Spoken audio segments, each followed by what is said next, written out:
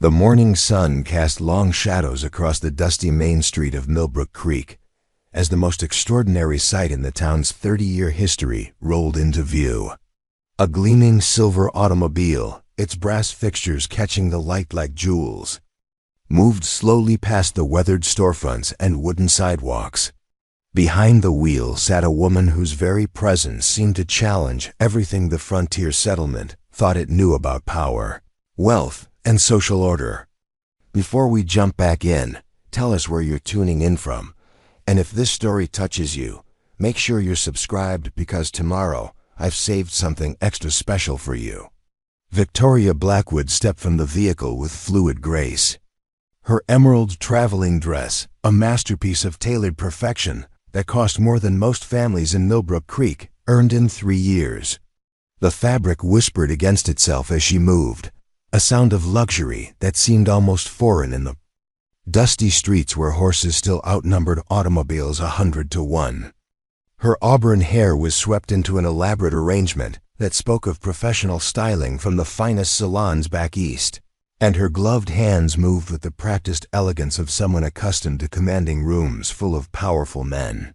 But it was her eyes that made old Thomas Garrett drop his coffee cup right there on the general store steps, the ceramic shattering against the worn wood as recognition dawned in his weathered features. Those eyes, brilliant amber with flecks of gold, belonged to someone he had known long ago, someone the town had tried very hard to forget. They carried the same defiant intelligence that had unsettled the community's leaders 15 years earlier, when they had belonged to a desperate child who refused to bow her head in shame. The woman surveyed Millbrook Creek with the cool assessment of a general studying a battlefield, noting changes and improvements with the sharp attention of someone who had intimate knowledge of how things used to be. The main street had been widened and partially paved. The old church had been rebuilt with a proper bell tower. Several new businesses displayed fresh paint and modern signage. The town had clearly prospered in the years since her departure, growing from a struggling frontier outpost into something approaching respectability. She moved toward the Millbrook Creek Hotel, the finest accommodation in town, though even its pretensions to elegance paled in comparison to the sophisticated establishments she now called home in cities like San Francisco and Denver. The clerk behind the reception desk stammered through his welcome speech, clearly overwhelmed by the unexpected arrival of such obvious wealth and refinement. Victoria Blackwood had reserved the entire top floor for an indefinite stay, paying in advance with gold certificates that represented more money than the hotel typically saw in 6 months. Word of her arrival spread through Millbrook Creek like wildfire through dry grass. By noon, every household was buzzing with speculation about the mysterious woman who had descended upon them like some fairy tale princess, bringing with her an aura of sophistication that made their frontier settlement feel suddenly small and provincial. The ladies gathered in parlors and at garden gates, dissecting every detail of her appearance and trying to place her accent, which carried hints of Eastern refinement layered over something that sounded suspiciously familiar. Margaret Sullivan, the banker's wife and undisputed queen of Millbrook Creek society, had positioned herself at her front window with opera glasses borrowed from the church for special occasions. She studied the elegant stranger with the intensity of a scientist examining a rare specimen, noting the quality of her jewelry, the cut of her dress, and the confidence with which she carried herself through streets that should have been alien to her. "There's something familiar about her," Margaret murmured to her sister, who had rushed over the moment word reached her about the arrival. "Something about the way she holds her head, the set of her shoulders. I feel as though I should know her from somewhere." Down at the livery stable, men gathered around Henry Morrison as he recounted his brief interaction with the mysterious visitor, when she had inquired about stabling facilities for her automobile. He described her voice as cultured but carrying undertones that reminded him of someone from long ago, though he couldn't quite place the memory that teased at the edges of his consciousness. "She knew exactly where she was going," Henry reported to the fascinated audience. Didn't need directions to the hotel. Didn't ask about the best places to eat or shop. Moved through town like she'd walked these streets 1,000 times before. But I'll be damned if I can remember ever seeing someone like that in Millbrook Creek. The schoolmaster, Professor William Hayes, had caught a glimpse of her through his classroom window and found himself strangely unsettled by the encounter. Something about her profile, the angle of her jaw, triggered memories he couldn't quite grasp. He had lived in Millbrook Creek for 20 years, teaching the children of farmers, merchants, and cattlemen, and prided himself on remembering everyone who had passed through his schoolhouse. Yet this woman's face suggested connections he couldn't quite make. At the newspaper office, editor Jonathan Pierce was already composing the story that would appear in the next edition of the Millbrook Creek Gazette. The arrival of such obvious wealth and sophistication represented the biggest news the town had seen since the railroad survey had come through 3 years earlier. But as he wrote, Pierce found himself struggling with the same nagging sense of recognition that was plaguing others throughout the community. Victoria Blackwood spent her first afternoon in Millbrook Creek conducting what appeared to be a leisurely tour of the town's improvements and developments. She walked the main street with measured steps, pausing to observe the new businesses, the expanded church, and the recently constructed courthouse. But her tour was far from casual. Every stop was calculated, every observation purposeful. She was conducting reconnaissance, gathering intelligence about how the community had evolved in her absence. She paused for a particularly long time outside Sullivan Bank and Trust, studying the imposing brick building that dominated the corner of Main and Church Streets. The bank had clearly prospered, expanding into the adjacent building and adding architectural details that spoke to increased wealth and influence.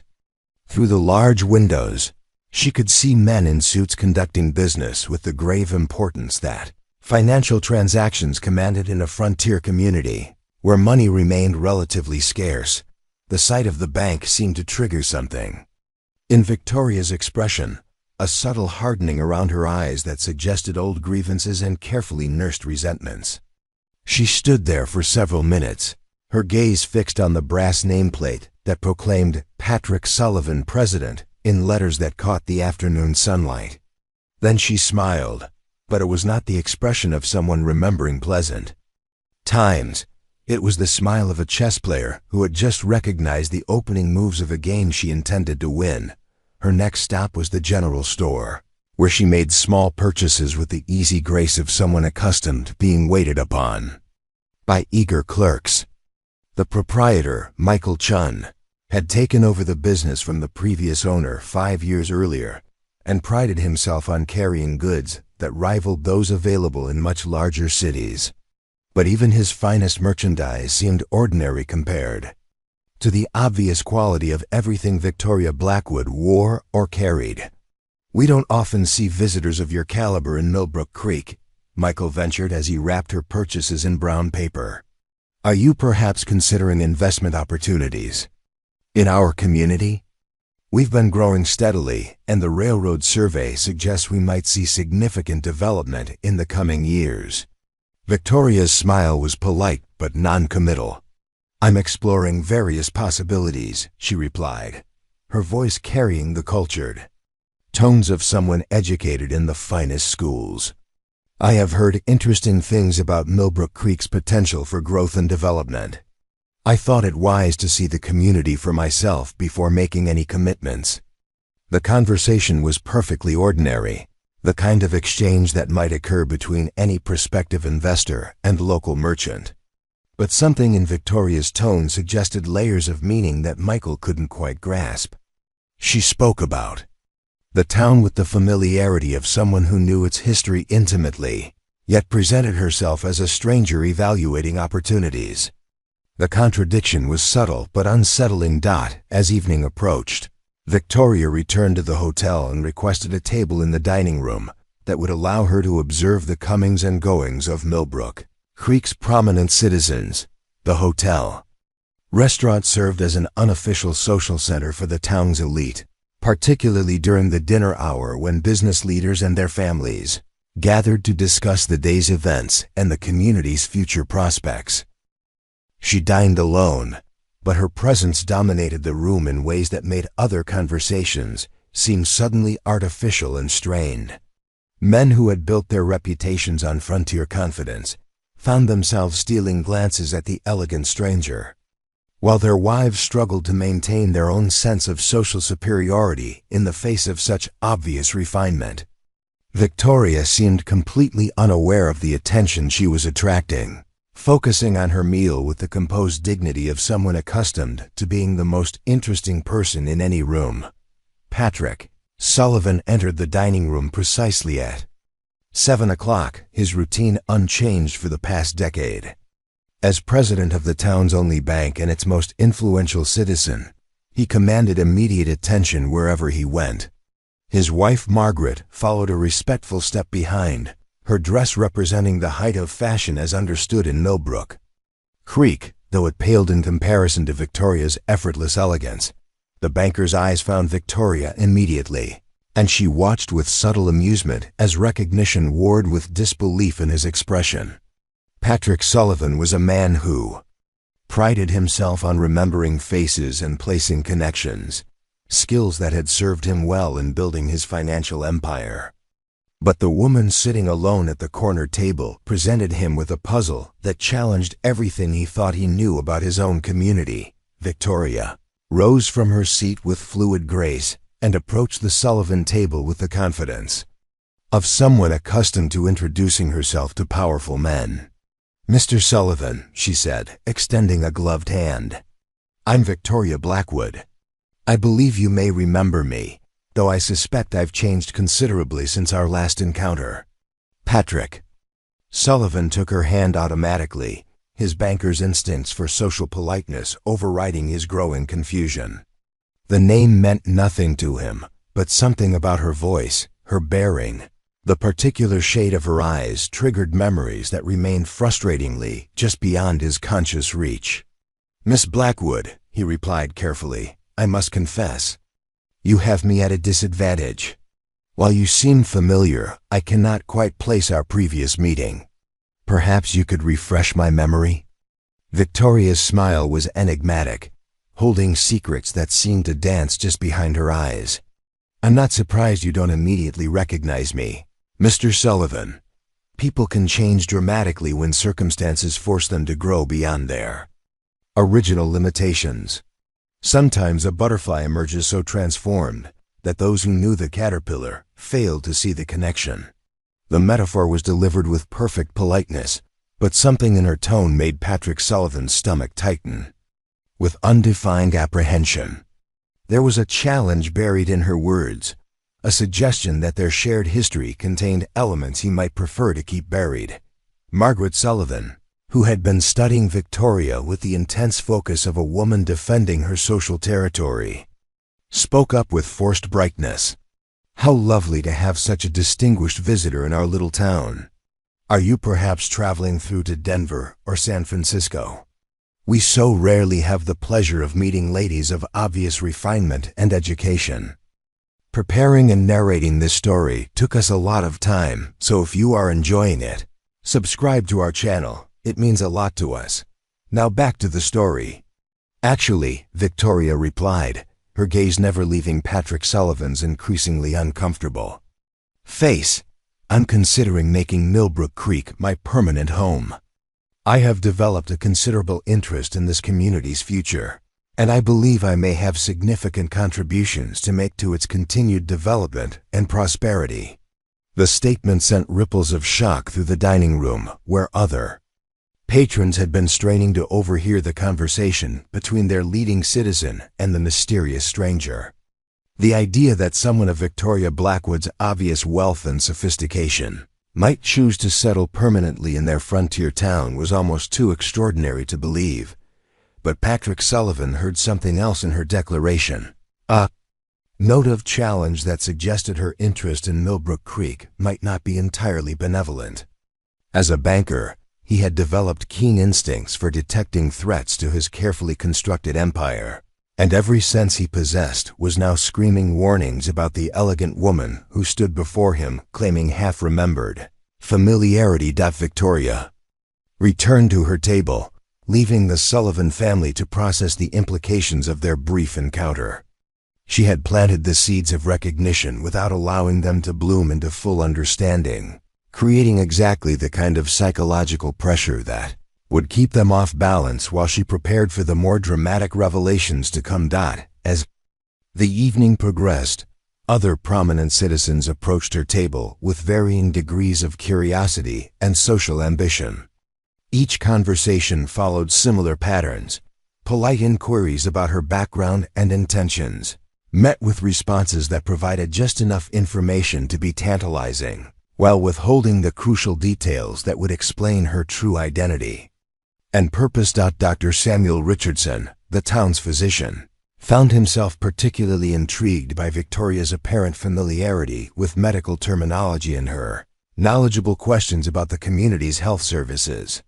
Judge Harrison Porter was impressed by her understanding of legal precedents and territorial law. Even Reverend Timothy Walsh discovered that she could discuss theological philosophy with the sophistication of someone educated in the finest seminaries. Each interaction revealed another facet of Victoria Blackwood's remarkable education and experience, building a portrait of someone whose capabilities far exceeded what anyone would expect from a typical frontier visitor. Yet the more accomplished she proved to be, the more puzzling became the question of why someone with her obvious advantages would choose to settle in a remote town like Millbrook Creek. By the time she retired to her suite for the evening, Victoria had successfully introduced herself to every person of significance in the community while maintaining the mystery that would keep them speculating about her true identity and intentions. She had studied their faces, cataloged their reactions, and begun the psychological groundwork for the confrontation that would reshape Millbrook Creek's understanding of power, justice, and moral accountability. Standing at her window, overlooking the town that had once cast her out in shame, Victoria Blackwood smiled with the quiet satisfaction of someone who had spent 15 years preparing for this moment. The frightened, powerless girl who had once been known by another name was gone forever, replaced by a woman with the resources and determination to transform an entire community, according to her own vision of justice. Tomorrow would bring new opportunities to tighten the web of recognition and anticipation she was weaving around Millbrook Creek's elite.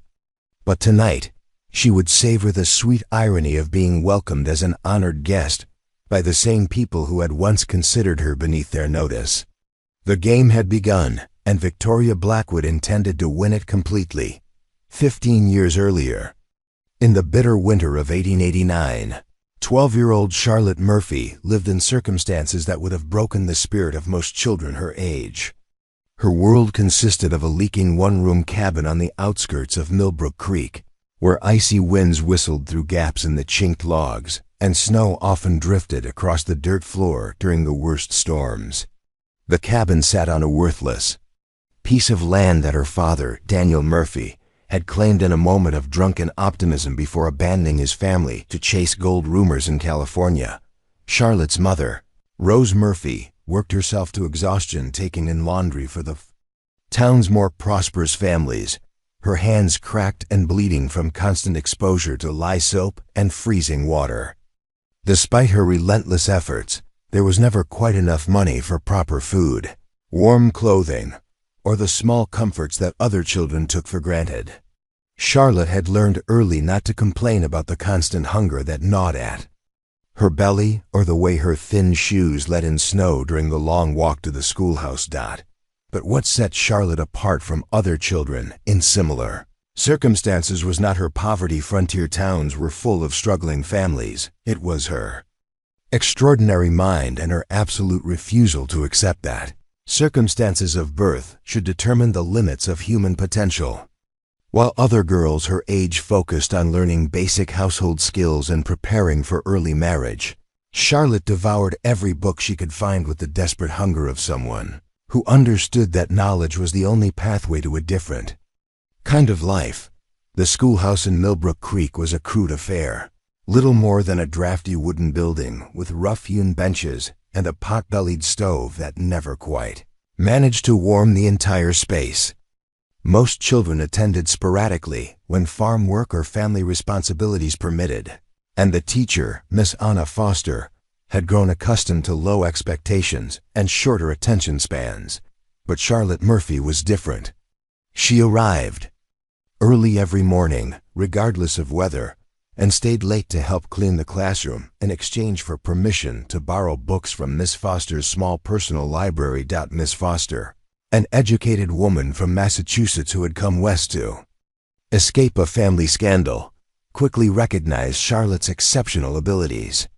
The girl could read at a level that surpassed children several years older, and her mathematical aptitude was remarkable for someone with no formal tutoring.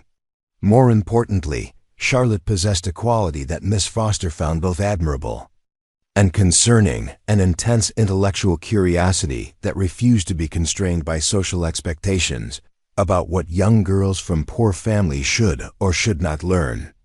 "Charlotte has a mind like a steel trap," Miss Foster confided to Dr. Samuel Richardson during one of their occasional conversations about the children's welfare. "She absorbs information faster than I can provide it, and she asks questions that challenge even my understanding. In a different time and place, she could become anything she chose to be: a teacher, a physician, perhaps even a lawyer. But here, in these circumstances... The Dr. Richardson nodded gravely. He had noticed Charlotte during his visits to treat various ailments among the town's children. She was always the one asking detailed questions about symptoms, treatments, and the reasoning behind his medical decisions. Her questions displayed an understanding of cause and effect that impressed him, along with a fierce desire to comprehend the world around her in all its complexity. It was Dr. Richardson who offered Charlotte an opportunity that would change the trajectory of her young life. His regular assistant had moved to Denver to care for an aging parent, leaving him without help in managing his practice. Charlotte's obvious intelligence and her steady presence around the clinic made her a natural choice for the position. Despite her age and gender, the arrangement began modestly. Charlotte would help organize his medical supplies, clean instruments, and assist with basic preparations after school hours and on weekends. In exchange, Dr. Richardson would provide her with a small wage and access to his extensive medical library, which contained texts that covered everything from anatomy to pharmacology to surgical procedures. Charlotte threw herself into this work with the same intensity she brought to her studies. She memorized the names and properties of every medicine in Dr. Richardson's cabinet, learned to prepare poultices and tinctures with precise measurements, and developed such steady hands that the doctor began allowing her to assist with minor procedures. More importantly, she began to understand the human body as a complex system that could be diagnosed, treated, and healed through the application of scientific knowledge. The arrangement worked beautifully until the day it attracted the wrong kind of attention from Millbrook Creek's self-appointed moral guardians. Margaret Sullivan, wife of banker Patrick Sullivan, had long disapproved of what she considered the Richardson family's unconventional approaches to child rearing and social propriety. When she learned that the doctor was teaching advanced medical procedures to a 12-year-old girl from the town's poorest family, she saw an opportunity to assert her authority over community standards. "It's simply inappropriate," Margaret announced to the ladies' auxiliary during their weekly meeting at the church. "A girl of that age, especially one from such questionable circumstances, has no business learning things that should be reserved for trained medical professionals. What if something goes wrong? What kind of example are we setting for other children?" The criticism might have remained confined to gossip circles, if not for an incident that occurred on a snowy February afternoon when Dr. Richardson was called away to attend a difficult childbirth on a remote ranch. During his absence, 8-year-old Timothy Walsh, the minister's youngest son, was brought to the clinic after falling through thin ice on Miller's Pond. The boy was unconscious, barely breathing. And suffering from severe hypothermia, Charlotte found herself alone with a dying child and a choice that would define the rest of her life. She could wait for Dr. Richardson's return, knowing that Timothy would likely die before help arrived. Or she could apply everything she had learned about emergency treatment for hypothermia, taking actions that would save the boy's life, but expose her to criticism for exceeding her authority. Charlotte chose to act. She worked with methodical precision, warming Timothy gradually to prevent shock, monitoring his breathing, and administering the stimulants that Dr. Richardson had taught her to use in such cases. When the doctor finally returned 3 hours later, he found Timothy Walsh breathing normally, his color returning, and his life no longer in immediate danger. Dr. Richardson praised Charlotte's quick thinking and skilled intervention, crediting her with saving the boy's life. But instead of gratitude, Charlotte found herself facing a storm of controversy from the very people whose children she had potentially saved. How dare a 12-year-old girl, especially one from such humble circumstances, presume to practice medicine? What if her inexperience had made the situation worse? What kind of community allowed children to take such dangerous responsibilities upon themselves? The criticism stung, but Charlotte might have weathered it if not for the attention it attracted. From an unexpected source, Edward Sullivan, Patrick Sullivan's eldest son, was 16 years old and had recently returned from 2 years at a prestigious boarding school in Chicago. He was handsome in the effortless way of young men from wealthy families, well-fed, well-dressed, and supremely confident in his place in the world's hierarchy. Edward had been present at the clinic when Timothy Walsh was brought in, having come to seek treatment for a minor injury sustained during a riding accident.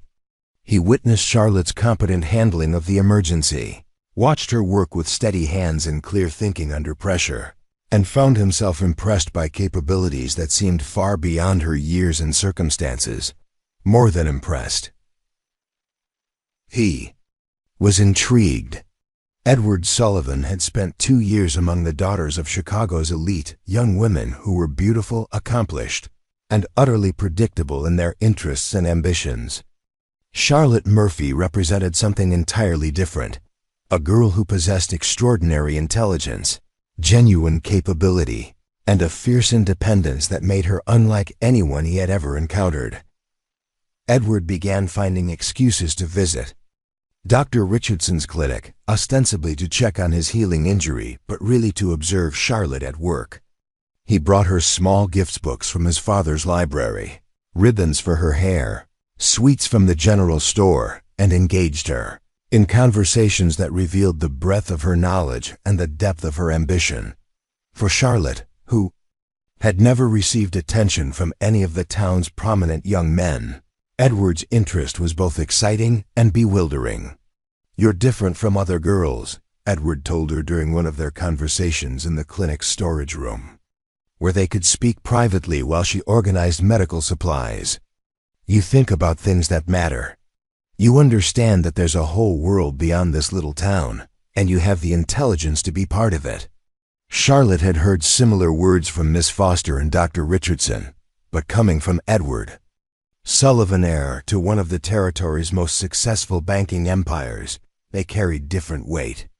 Here was someone who moved in circles of power and influence, someone who could potentially open doors that would otherwise remain forever closed to a girl of her background. Edward painted elaborate pictures of the life they could build together. He spoke of traveling to San Francisco and New York, of the cultural opportunities and educational possibilities that awaited in larger cities. He described a future where Charlotte's intelligence would be valued rather than criticized, where her ambitions could flourish rather than being constrained by small-town prejudices and limitations. "My father wants me to study business and eventually take over the bank," Edward confided, "but I've been thinking about law school, maybe even politics. A man in public life needs a wife who can hold her own in sophisticated company, someone who understands important issues and can contribute to meaningful conversations. You could be that woman, Charlotte. You have everything it takes." For a 12-year-old girl who had spent her entire life on the margins of respectable society, Edward's vision was intoxicating. She began to imagine herself as the wife of an important man, using her intelligence and education to influence social policy and community development. The poverty and isolation that had defined her childhood seemed like temporary obstacles that could be overcome through love, determination, and strategic marriage. The relationship developed in secret over several months, with Edward arranging clandestine meetings in the clinic after hours, in the abandoned cabin near Miller's Pond, and in the grove of cottonwood trees behind the schoolhouse. Charlotte treasured these stolen moments, the first real affection she had ever received from someone outside her immediate family. Edward's attention made her feel valued and special, as though her difficult circumstances were merely the prelude to a much grander story. But Edward Sullivan was 16 years old and the heir to considerable wealth and social position. Charlotte Murphy was 12 and the daughter of the town's most desperately poor family. In 1889 territorial Colorado, that gap represented an unbridgeable chasm that no amount of intelligence or affection could close, at least not for someone like Edward, who had never been forced to choose between personal happiness and social advantage. Charlotte's mother, Rose, began to notice changes in her daughter's behavior. The girl seemed distracted during their evening conversations, spending long periods staring out the window with a dreamy expression that suggested her thoughts were far from their drafty cabin. When Charlotte mentioned Edward Sullivan's kindness in lending her books, Rose felt a chill of apprehension that had nothing to do with the winter weather. "Charlotte," Rose said carefully, "I want you to be very cautious about accepting too much attention from young Mr. Sullivan. Men from his social position don't form serious attachments to girls from families like ours. What seems like kindness to you might be something very different to him." But Charlotte was 12 years old and desperately hungry for affection and validation. Edward's attention filled emotional needs that had been neglected throughout her difficult childhood, and his promises of a different future seemed to offer everything she had ever dreamed of achieving. When he told her that their love could overcome any obstacle, she believed him completely. The harsh realities of their situation became clear on a cold March evening when Charlotte realized she was carrying Edward's child. The discovery filled her with a complex mixture of fear, excitement, and hope. Surely now Edward would have to make good on his promises. Surely now he would find a way to marry her and take her away from the poverty and social isolation that had defined her entire life. She waited for the right moment to tell him, rehearsing the words and imagining his reaction. In her 12-year-old mind, the pregnancy represented not a crisis but an opportunity, the catalyst that would force their relationship into the open and compel the Sullivan family to accept her as Edward's rightful wife. She had read enough romantic novels to believe that true love could conquer social differences, that determination and virtue would ultimately triumph over prejudice and convention. When she finally gathered the courage to share her news during one of their secret meetings, Charlotte expected surprise, perhaps concern, but ultimately acceptance and commitment. Instead, she watched the color drain from Edward's face as her words sank in, followed by a long silence that seemed to stretch into eternity. "Are you certain?"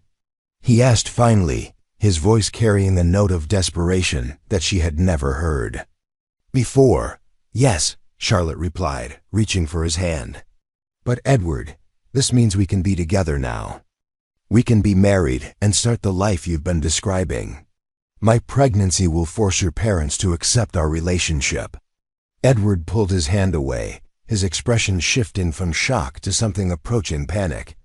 "Charlotte, you don't understand. My parents will never accept this. They have plans for my future that don't include marriage to someone from your background. If they learn about this, they'll send me away to school back east and make sure I never return to Millbrook Creek." The rejection hit Charlotte like a physical blow. shattering the romantic dreams that had sustained her through months of secret meetings and whispered promises.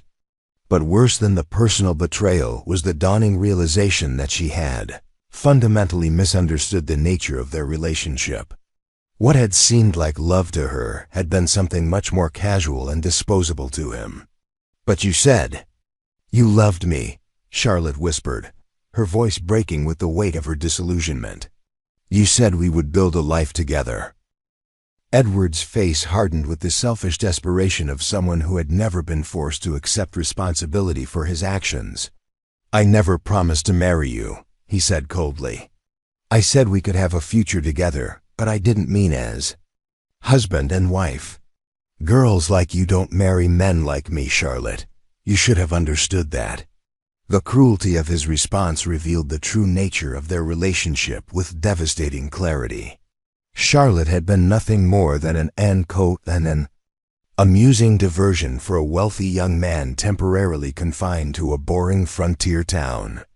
Her intelligence and ambition, the very qualities that had made her believe she was special, had simply made her a more interesting conquest than the other available options. As the reality of her situation sank in, Charlotte understood that she faced choices that would determine not only her own future, but the life of her unborn child. In 1889, Millbrook Creek, an unmarried pregnant girl from a poor family, had virtually no options for survival, let alone prosperity. The community that had barely tolerated her exceptional abilities would show no mercy for what they would view as moral failure and social transgression.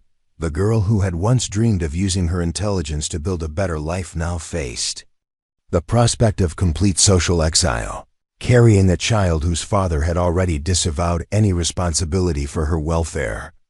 But Charlotte Murphy possessed something that her circumstances could not destroy, a core of steel-hard determination that refused to accept defeat, even in the face of seemingly impossible odds. The weeks following Edward Sullivan's rejection were perhaps the most torturous of Charlotte Murphy's young life.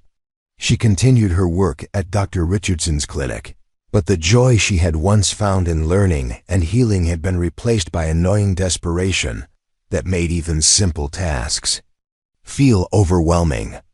Every morning brought the reality of her condition closer to discovery, and every evening found her lying awake in the drafty cabin, trying to imagine a future that seemed increasingly impossible to achieve.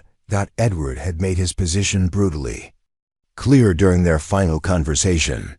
Not only would he not marry her, but he would deny any involvement if the pregnancy became public knowledge. He had even suggested that Charlotte's reputation for intelligence might work against her. Who would believe that such a supposedly smart girl would allow herself to be compromised unless she had been pursuing multiple relationships simultaneously? The cruelty of this logic was breathtaking. Edward was using Charlotte's greatest strength, her intellect, as a weapon against her credibility. In the small world of Millbrook Creek, where gossip traveled faster than wildfire, such accusations could destroy not only Charlotte's future, but her mother's livelihood as well. Rose Murphy's laundry business depended on maintaining the respect of the town's more prosperous families, and any scandal involving her daughter would immediately cost them their primary source of income. Charlotte's attempts to reason with Edward grew more desperate as her condition became harder to conceal. She waited for him outside his father's bank, hoping to catch him in a moment when his conscience might overcome his self-preservation. She wrote letters that she never sent, pouring out her feelings and pleading for him to remember the promises he had made during their secret meetings. She even considered approaching Patrick Sullivan directly, though the impossibility of that course became clear the moment she imagined trying to explain her situation to the most powerful man in Millbrook Creek. The cruel irony was that Charlotte's pregnancy was beginning to affect her work at the clinic in ways that Dr. Richardson was starting to notice. Her morning sickness made it difficult to assist with procedures that involved strong odors, and her emotional turmoil was affecting her usual steady concentration. Dr. Richardson, being a physician, was beginning to recognize symptoms that Charlotte had hoped to keep hidden for several more weeks. The confrontation came on a rainy April morning when Charlotte's attempts to hide her nausea finally failed completely. She had been helping Dr. Richardson treat a minor injury when the sight and smell of blood suddenly overwhelmed her, forcing her to rush outside where she was violently sick behind the clinic building. When she returned, pale and shaking, Dr. Richardson's expression carried the grim understanding of someone who had delivered enough babies to recognize the signs of early pregnancy. "Charlotte," Dr. Richardson said gently, closing the clinic door to ensure their privacy, "I think we need to have a conversation about your current condition and what options might be available to you." The kindness in his voice nearly broke Charlotte's composure entirely. For weeks, she'd been carrying the burden of her situation alone, unable to confide in her mother for fear of the additional stress it would cause, and certainly unable to seek comfort from the young man who had created the problem. Dr. Richardson's gentle concern offered the first human compassion she had experienced since discovering her pregnancy. "I don't know what to do," Charlotte whispered, the words tumbling out with the relief of finally being able to speak honestly about her predicament. I believed that when he knew, he would do the right thing. But he's made it clear that he considers me entirely responsible for the situation."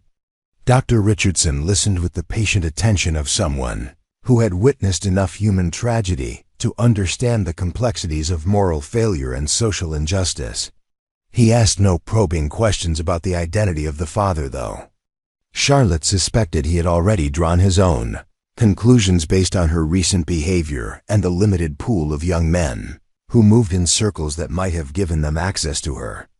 "Charlotte," Dr. Richardson said carefully, "I want you to understand that whatever decisions you make about this situation, you will have my support and assistance.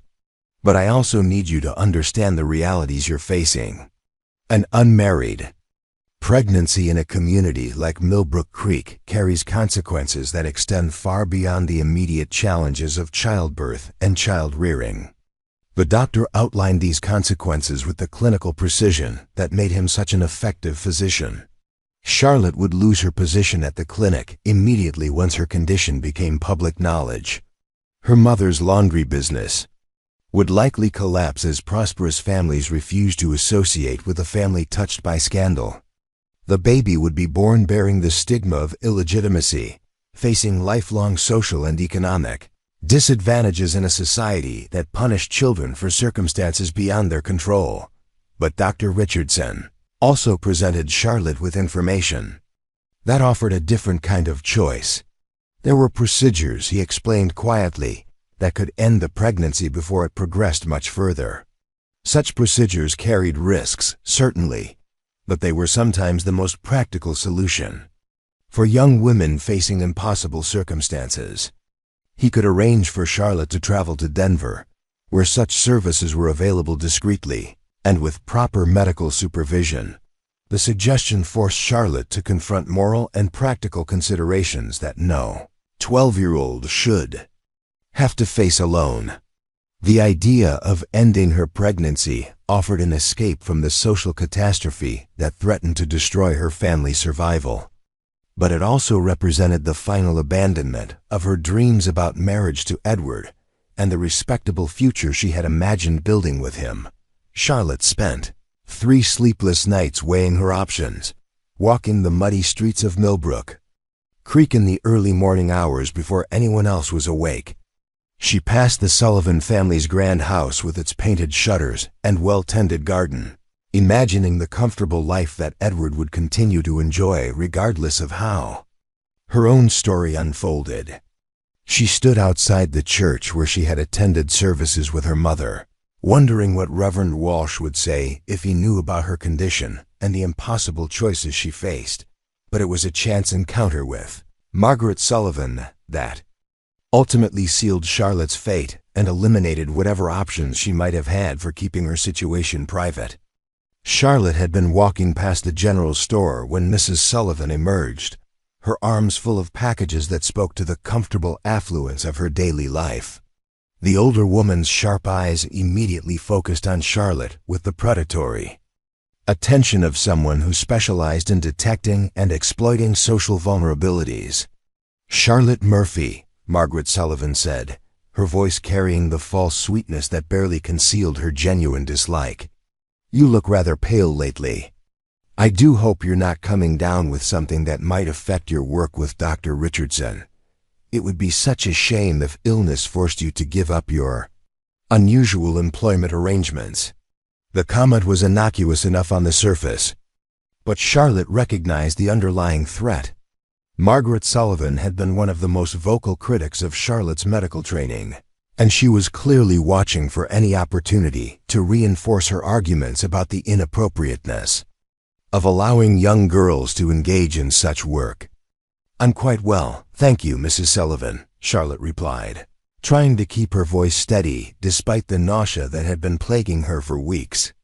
"Dr. Richardson has been very pleased with my assistance, and I believe the community benefits from having trained help available at the clinic." Margaret Sullivan's smile sharpened at this display of spirit from someone she considered far above her proper station. "Yes, well, I'm sure Dr. Richardson appreciates having help with his work. Though I must say, some of us in the community have concerns about young girls being exposed to delicate medical situations. It's important that our children maintain proper moral boundaries, don't you think?" The conversation continued for several more minutes, with Margaret Sullivan probing delicately for information while Charlotte struggled to maintain her composure. But the older woman's practiced eye had already detected the subtle changes in Charlotte's appearance that confirmed her growing suspicions. The slight pallor, the way Charlotte's dress fit differently around her waist, the barely concealed nausea that flickered across her features, all of these details painted a picture that Margaret Sullivan was eager to investigate further. Within hours of their encounter, Margaret Sullivan had shared her suspicions with her closest confidants in the ladies' auxiliary.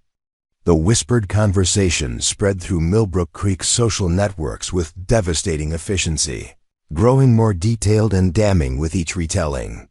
By evening, half the town was buzzing with speculation about Charlotte Murphy's condition and the identity of the man responsible for her predicament. The speculation might have remained confined to gossip.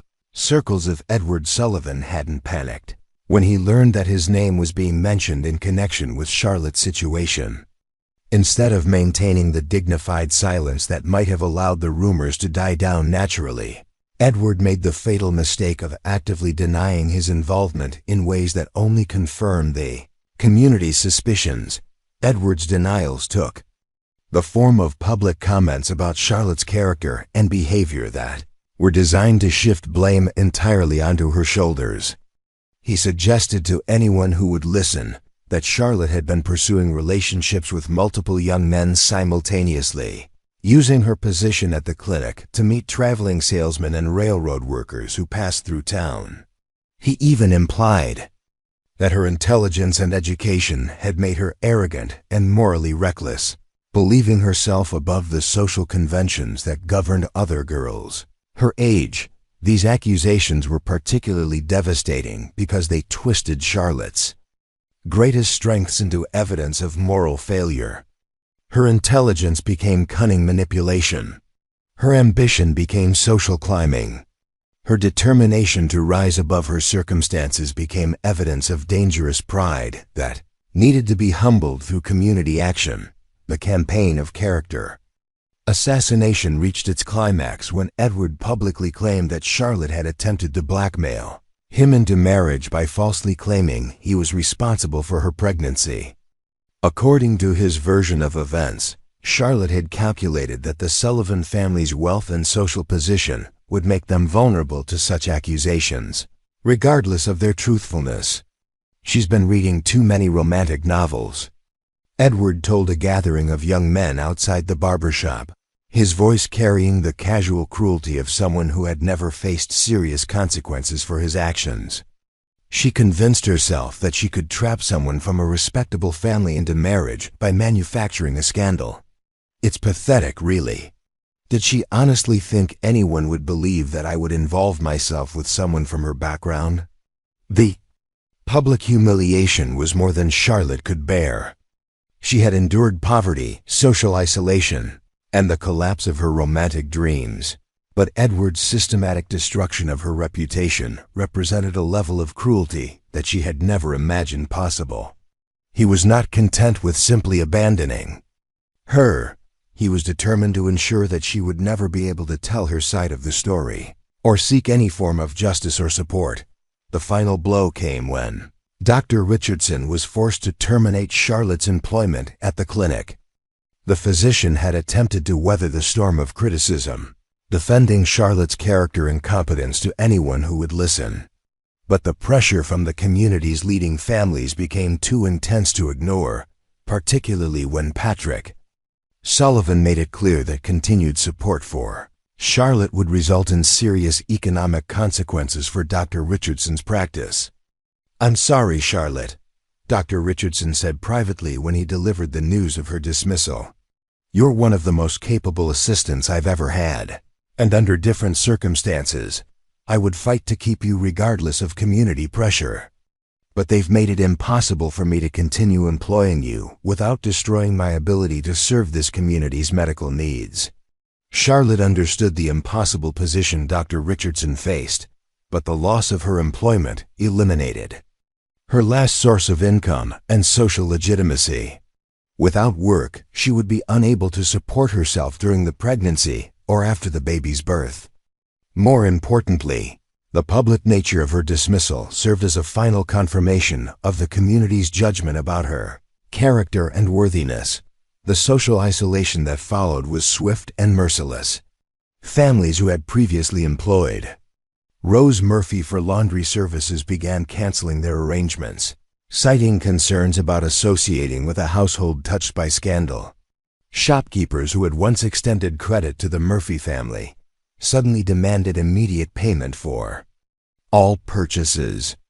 Even Reverend Walsh, who prided himself on Christian compassion, made it clear that Charlotte's continued presence in church services was causing discomfort among other families.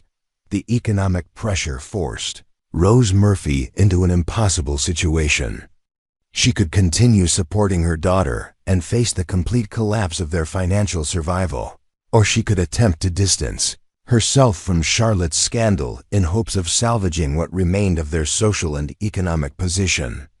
The choice was particularly cruel because Rose loved her daughter deeply and recognized that Charlotte's situation was the result of exploitation rather than moral failure. The final confrontation came on a cold evening in late April when Patrick Sullivan himself visited the Murphy cabin. The banker arrived with the kind of businesslike efficiency that had made him successful in territorial Colorado's competitive financial environment. But his purpose was not commercial. He came as the unofficial spokesman for Millbrook Creek's respectable society, empowered to deliver an ultimatum that would determine Charlotte's future.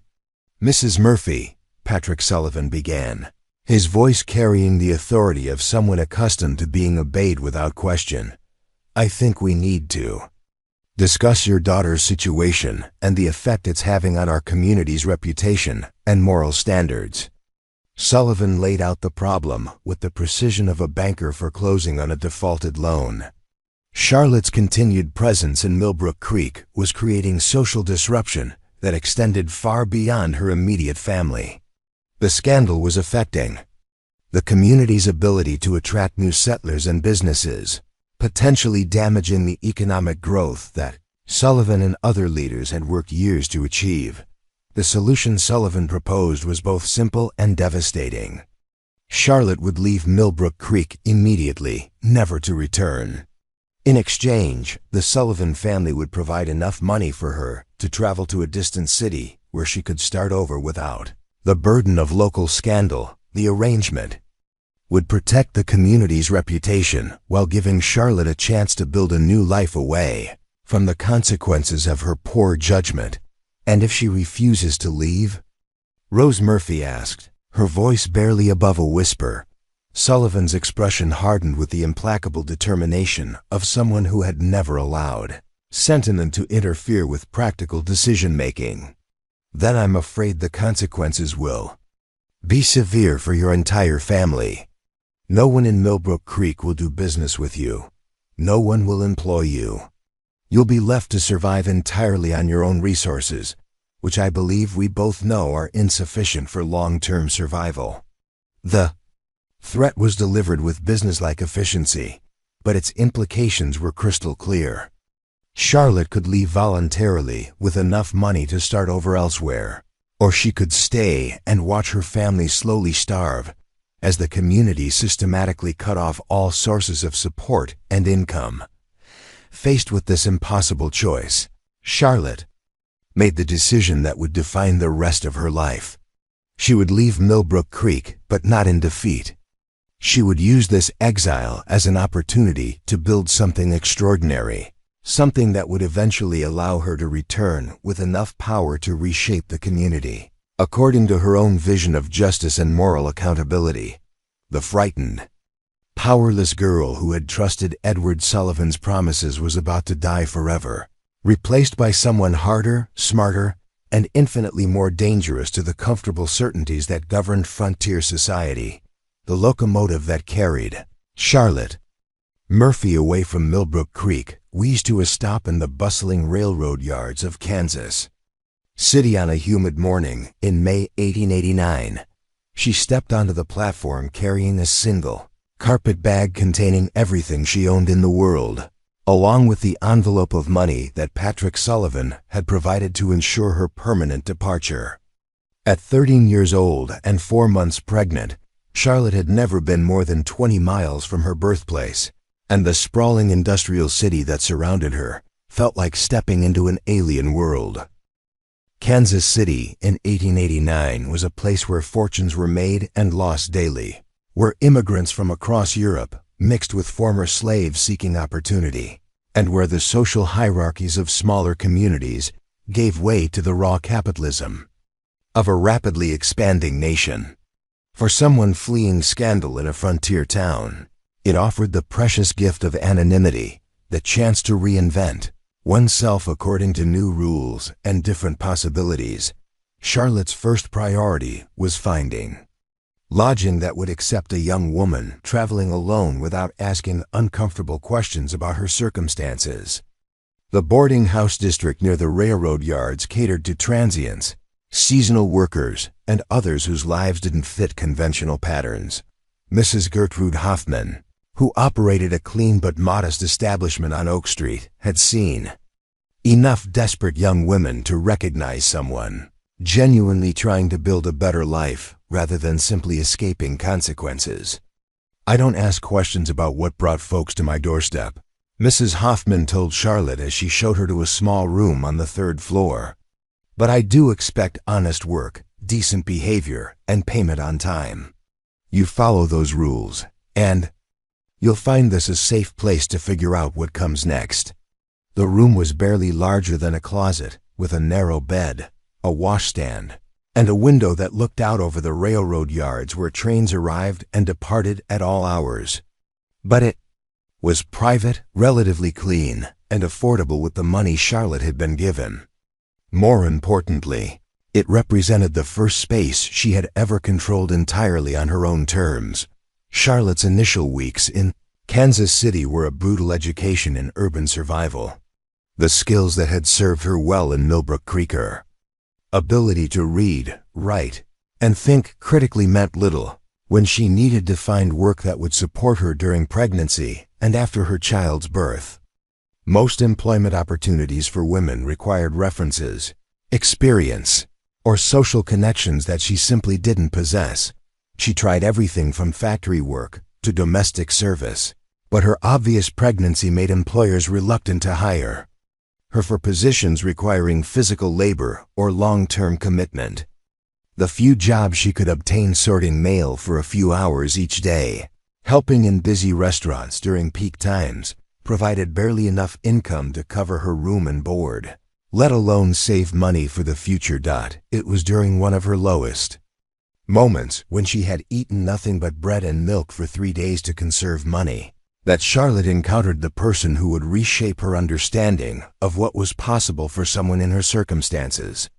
Helena Vanderbilt was a woman in her 40s who operated a successful millinery shop catering to Kansas City's emerging upper class. More importantly, she was someone who had built her business empire from nothing, using intelligence, determination, and a keen understanding of human psychology to create opportunities where none had existed before. Charlotte first noticed Mrs. Vanderbilt at the Kansas City Public Library, where she spent her free hours reading everything she could find about business, law, and finance. The older woman was researching fashion trends in European magazines, taking detailed notes about styles and techniques that might appeal to her wealthy clientele. Charlotte was impressed by the methodical way Mrs. Vanderbilt approached her research, treating fashion as a serious intellectual pursuit rather than mere feminine frivolity. Their conversation began when Charlotte offered assistance with translating some French fashion terms that Mrs. Vanderbilt was struggling to understand. Charlotte's education, limited though it had been, included basic French and German that Dr. Richardson had taught her for reading medical texts. Mrs. Vanderbilt was impressed not only by Charlotte's linguistic skills, but by her obvious intelligence and her serious approach to learning. "You have an interesting mind," Mrs. Vanderbilt observed as they walked together toward the business district. "Most young women your age are interested in fashion only as consumers. You seem to understand it as a business proposition." Charlotte seized the opening to share her admiration for Mrs. Vanderbilt's success in building an independent enterprise. She asked thoughtful questions about market analysis, customer relations, and the challenges of competing with established businesses. Mrs. Vanderbilt found herself engaged in the kind of serious business discussion she rarely experienced with other women, regardless of their age or education. The relationship that developed was part mentorship, part business partnership, and part surrogate family arrangement. Mrs. Vanderbilt offered Charlotte a position in her shop, initially helping with basic tasks like organizing inventory and maintaining customer records. But as Charlotte's capabilities became apparent, her responsibilities expanded to include more complex work involving design consultation, financial record keeping, and strategic planning for business expansion.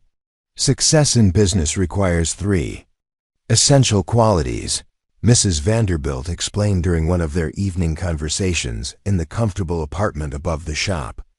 Intelligence to understand what people want before they know it themselves, discipline to execute plans with perfect precision, and patience to build long-term advantage rather than seeking immediate gratification. Mrs. Vanderbilt had learned these principles through her own difficult journey from poverty to prosperity. Born into a German immigrant family with no social connections or financial resources, she had spent her teenage years working in textile factories before recognizing that creating luxury goods offered better profit margins than manufacturing basic commodities. She had taught herself design, developed relationships with wealthy customers, and gradually built a business that now served some of the most prominent families in Kansas City. Charlotte absorbed these lessons with the same intensity she had once brought to her medical studies. She learned to read customers' personalities and preferences, understanding that successful business relationships required psychological insight as much as technical skill.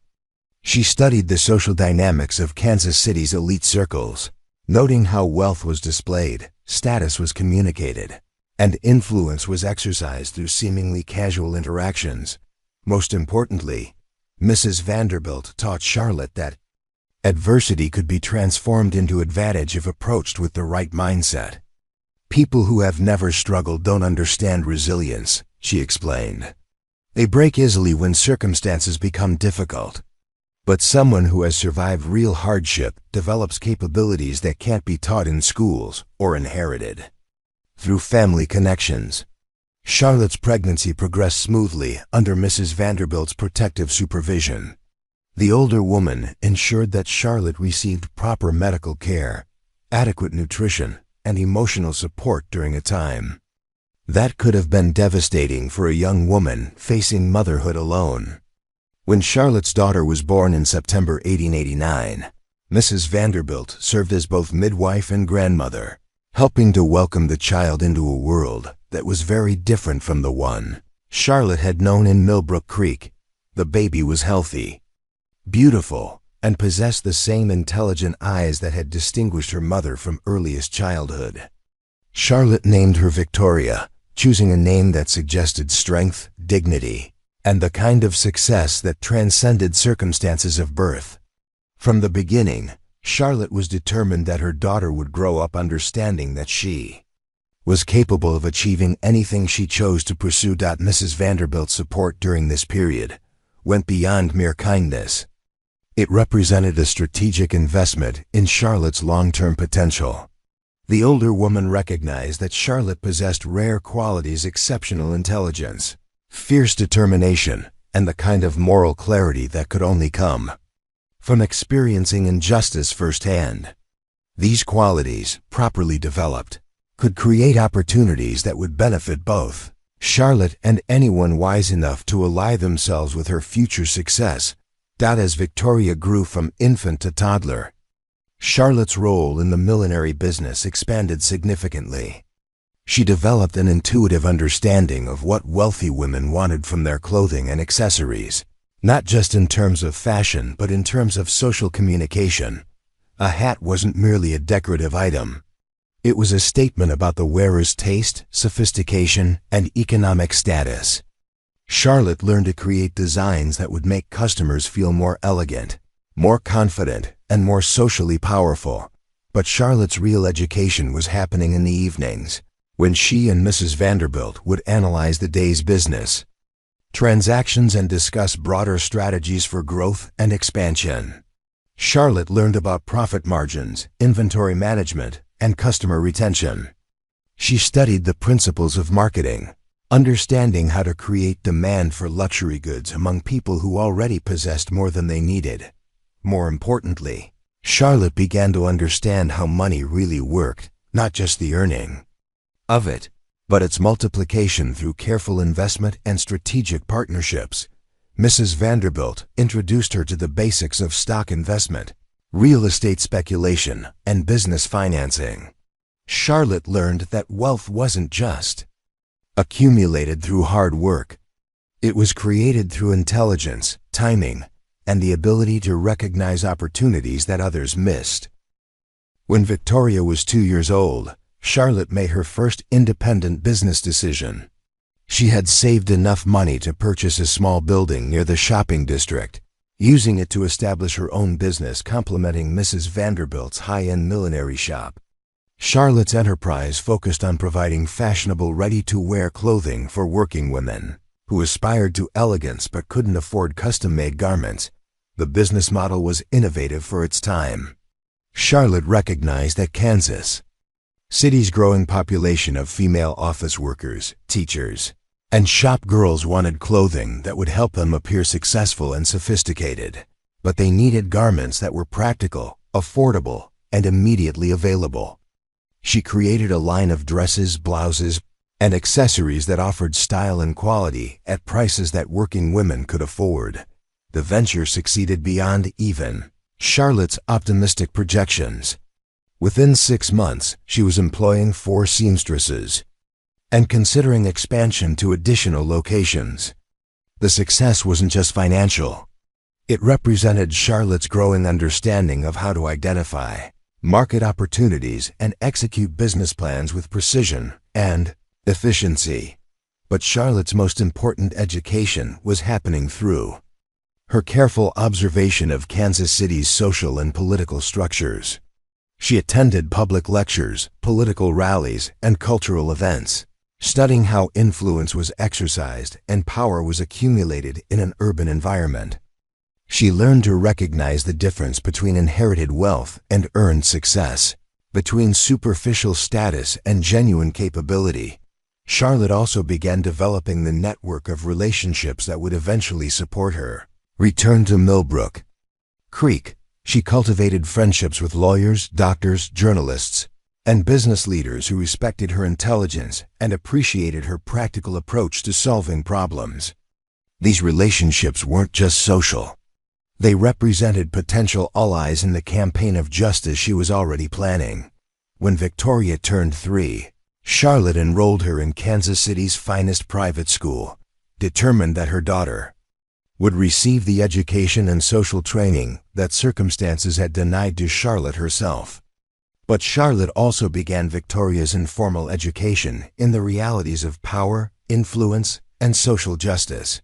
She told her daughter stories about communities that failed to protect their most vulnerable members, about the importance of using strength to defend rather than exploit others. "Remember, my darling," Charlotte would tell Victoria during their evening conversations, "we have advantages now that many people lack, but advantages create responsibilities. We must use our strength to ensure that other people are not treated the way we treated when we had no power to defend ourselves."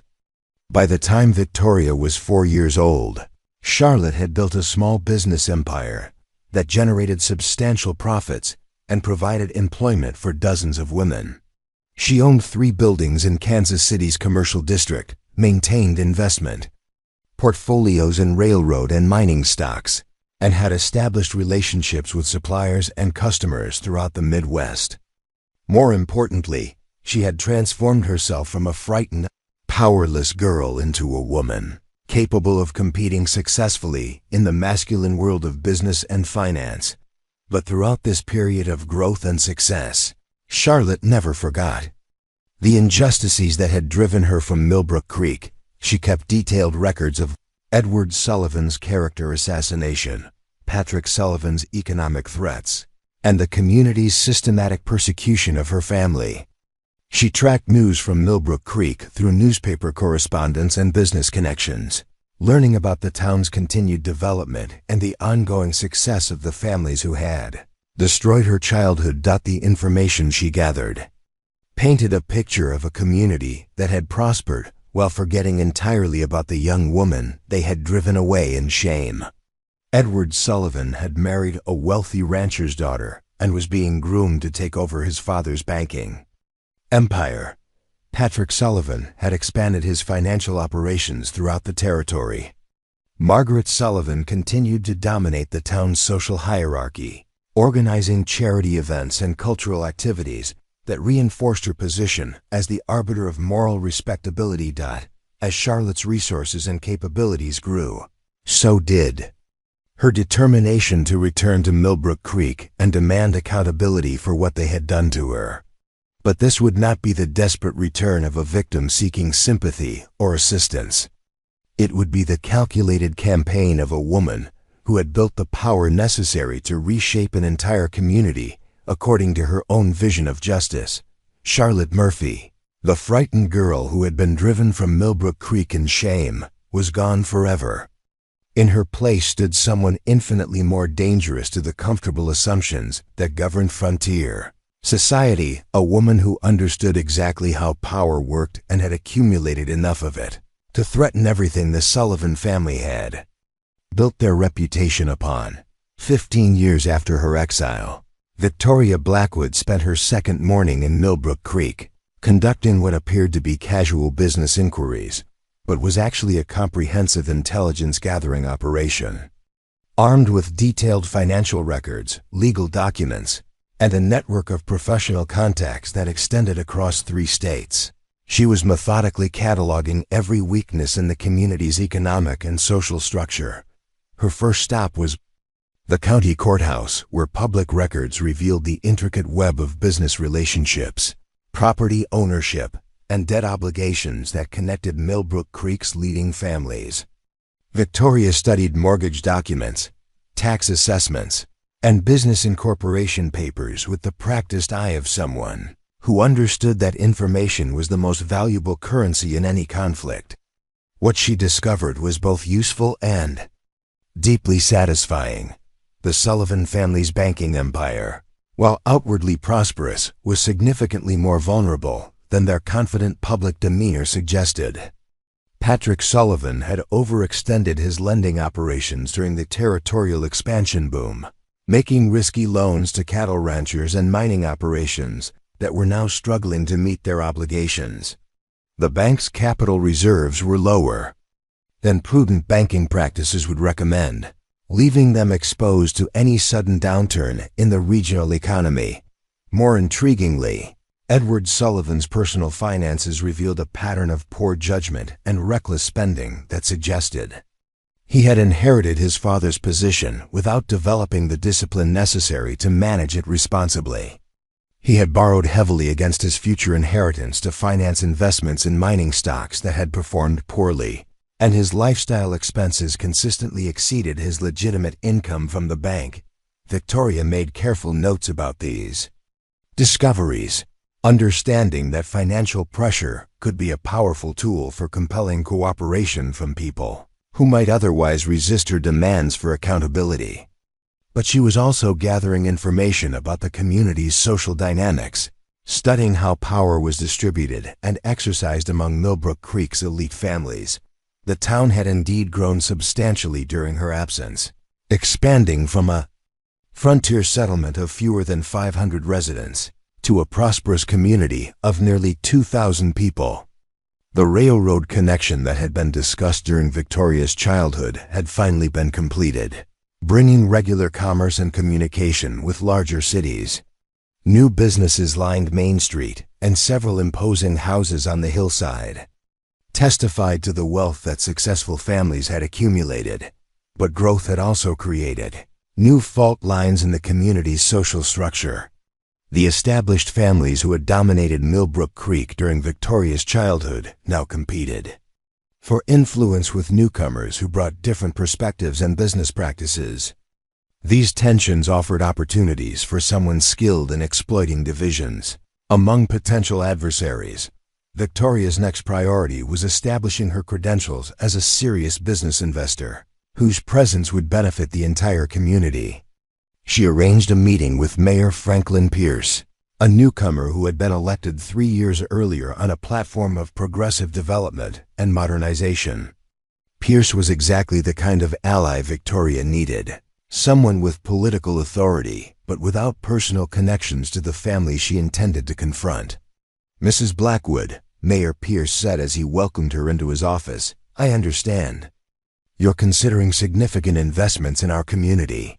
We're always eager to work with serious business people who recognize Millbrook Creek's potential for continued growth." Victoria had prepared for this conversation with the same methodical attention she brought to all her business negotiations. She presented detailed proposals for 3 major development projects that would transform Millbrook Creek's economic prospects while positioning her as an indispensable partner in the community's future success. The first project involved establishing a regional textile manufacturing facility that would employ over 200 workers and produce high-quality fabrics for distribution throughout the Western Territories. Victoria had already negotiated preliminary agreements with suppliers and distributors, and she possessed the capital necessary to fund the entire operation. The facility would bring unprecedented industrial employment to Millbrook Creek while generating substantial tax revenue for municipal improvements. The second proposal focused on developing a modern hospital and medical training center that would serve patients throughout the region. Victoria had cultivated relationships with several prominent physicians who were interested in establishing practices in smaller communities, provided they could access proper facilities and equipment. The medical center would enhance Millbrook Creek's reputation while providing essential services that could attract additional settlers and businesses. The third project was perhaps the most ambitious, a comprehensive plan for expanding and modernizing the town's infrastructure, including improved roads, expanded rail connections, and modern utilities. Victoria had formed partnerships with engineering firms and construction companies that could execute these improvements efficiently and cost-effectively. The infrastructure upgrades would support all other economic development, while demonstrating Millbrook Creek's commitment to long-term growth. Mayor Pierce listened to these proposals with growing excitement, recognizing their potential to transform his community from a regional trading center into a significant economic hub. The scale of Victoria's vision far exceeded anything the local business community had imagined. and her obvious capability to finance and execute such projects made her an invaluable potential partner. "These are remarkable proposals, Mrs. Blackwood," Mayor Pierce said as he reviewed the detailed documentation Victoria had provided. "The economic impact would be transformational for our entire region. I assume you've considered the challenges of implementing such ambitious projects in a community our size?" Victoria smiled with the confidence of someone who had spent years preparing for exactly this conversation. "Mayor Pierce, I've built successful enterprises in cities much larger than Millbrook Creek, and I've learned that smaller communities often offer advantages that urban environments lack. There's less bureaucratic interference, more direct relationships between business leaders and political authorities, and greater flexibility in adapting projects to local conditions." She also explained her personal connection to the region, carefully crafted to suggest deep roots without revealing her true identity. According to the story Victoria had prepared, she had spent her childhood in a neighboring county before moving east for education and business opportunities. Her return represented both professional opportunity and personal satisfaction in contributing to the development of familiar territory. The meeting concluded with Mayor Pierce's enthusiastic endorsement of Victoria's development plans and his promise to facilitate whatever permissions and cooperation she might need from municipal authorities. Victoria had successfully positioned herself as an essential partner in Millbrook Creek's future, making opposition to her presence equivalent to opposition to the community's economic prosperity. But Victoria's most crucial conversations were happening in less formal settings, where she could observe the personal dynamics that would determine how her eventual revelation would be received. She attended church services at the Methodist Church where Reverend Timothy Walsh delivered sermons about moral responsibility and community obligation. She participated in social gatherings at the hotel where the town's elite families discussed local politics and business opportunities. Each interaction was carefully calculated to demonstrate her sophistication, generosity, and commitment to Millbrook Creek's welfare, while gradually introducing doubts about the moral foundations of the community's current leadership. Victoria donated generously to church improvement projects, sponsored educational initiatives at the school, and provided employment opportunities for local workers through her preliminary project planning. More subtly, she began asking questions that forced community leaders to defend positions and decisions they had never been required to justify publicly. During a discussion about educational policy, Victoria wondered aloud why Millbrook Creek had never established programs to support gifted students from disadvantaged backgrounds.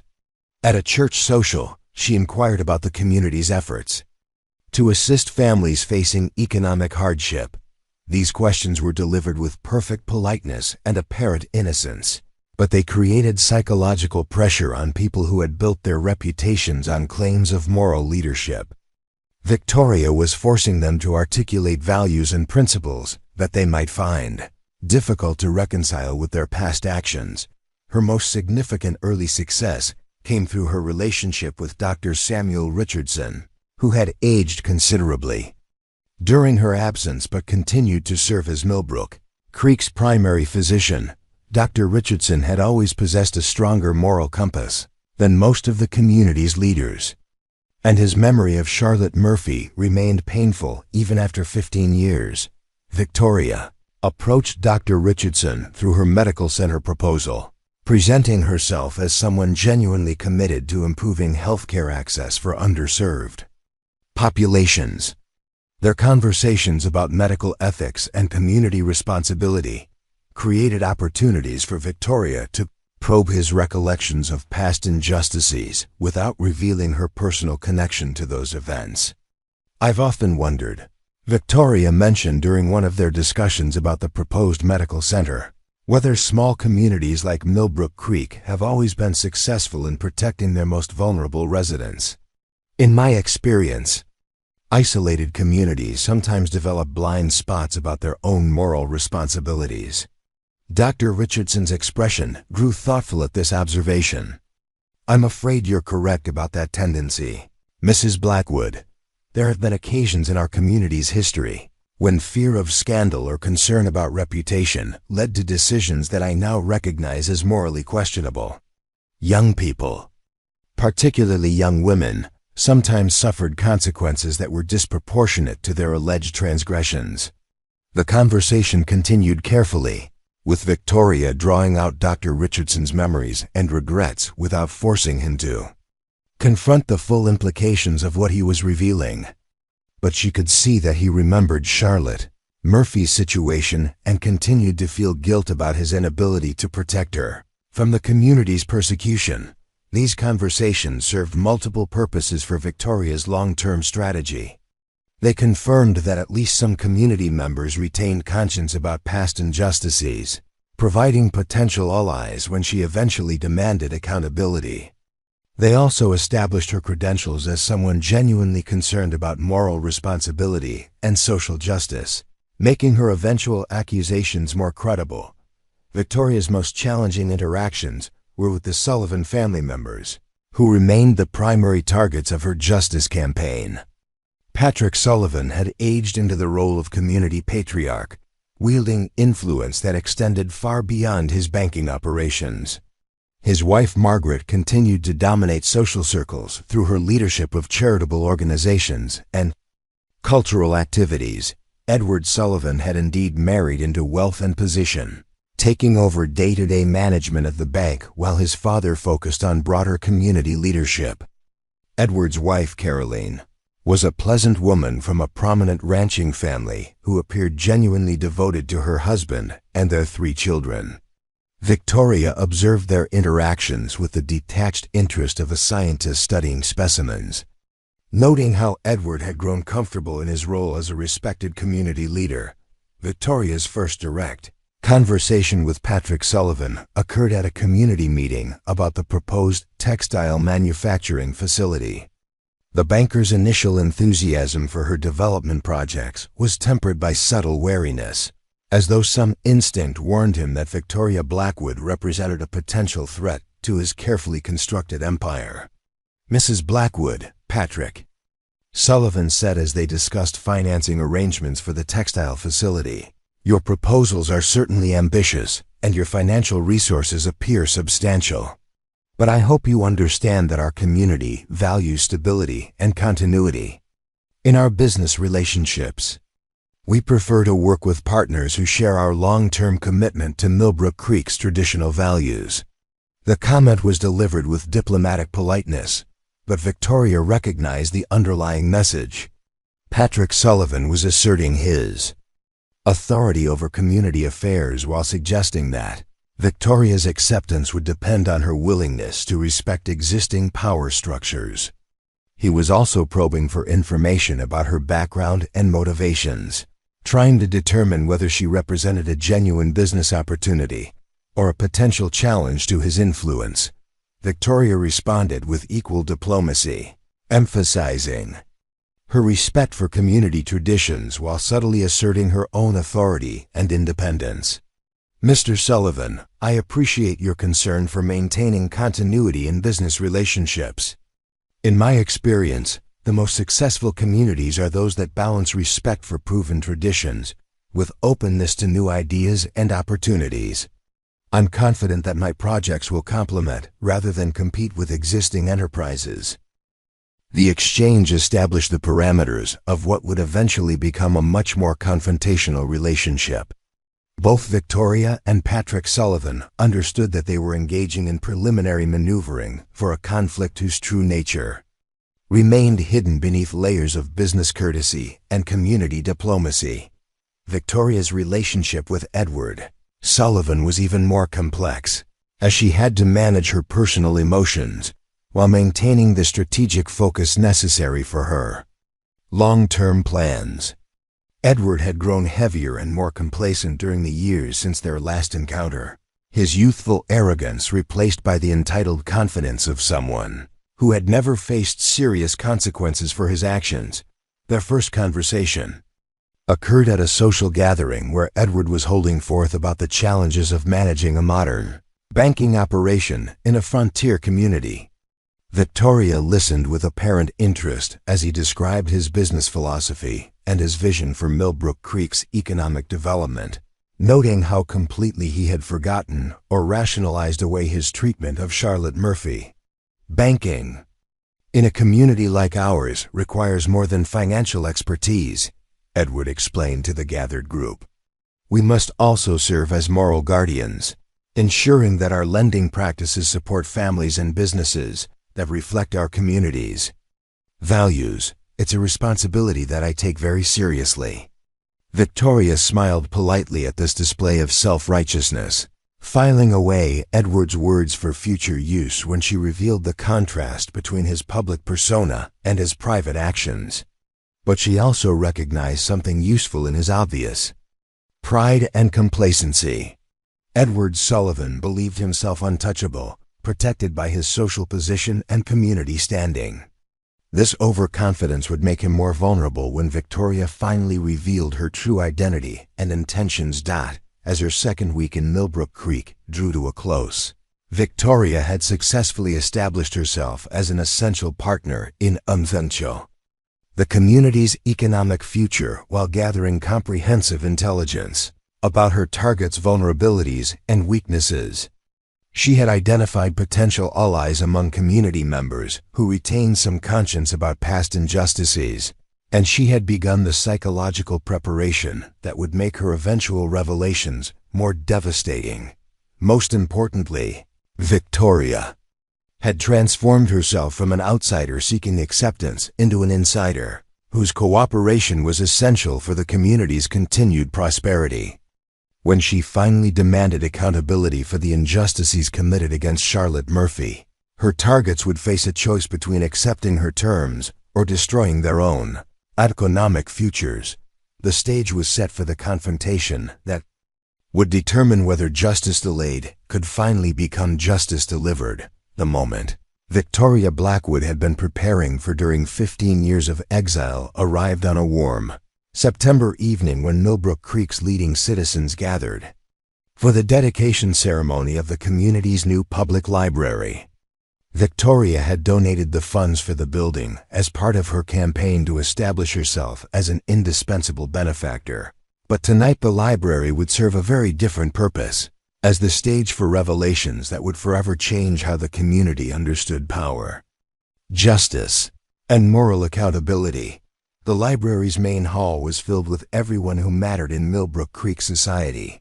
Mayor Franklin Pierce presided over the ceremony with obvious pride in his community's cultural advancement. Patrick Sullivan sat in the front row with his wife Margaret, both of them basking in the recognition that came from associating with such a generous benefactor.